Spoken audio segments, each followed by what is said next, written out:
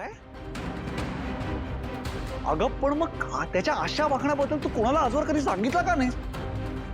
का भावना मॅडमना सुद्धा काही माहित नाही? आणि बरं तू तू लक्ष्मी काकूंना तरी सांगितलंस का याबद्दल काही? जानू, तुला कळतंय का? तू जानू, तू ऍटलीस्ट आई बाबांना हे सगळं सांगायला पाहिजे होतंस. आदित्य, मी कसं सांगू माझ्या घरच्यांना हे सगळं? अरे कशी म्हणजे? आधीच माझं लग्न झाल्यामुळे त्यांची खूप मोठी काळजी मिटली होती.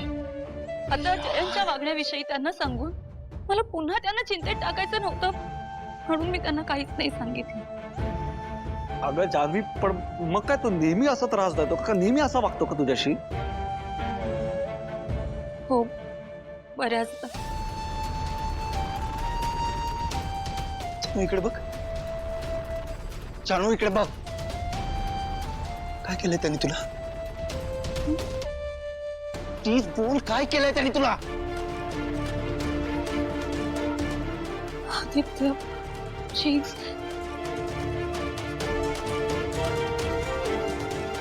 खूप त्रास दिलाय त्याने आजवर मला.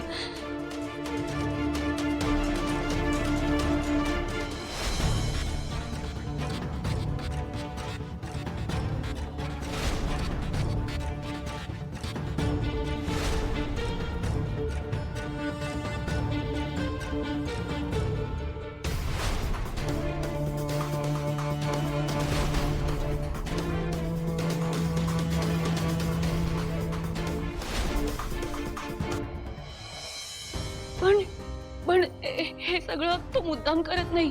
हं? त्याचं ना माझ्यावर खरंच खूप प्रेम आहे.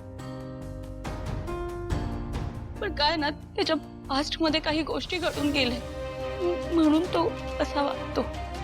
अगं जान्हवी, पण अशा माणसाबरोबर राहणं खूप रिस्की असं नाही का वाटत तुला? हो जिग्स, माहितीये मला.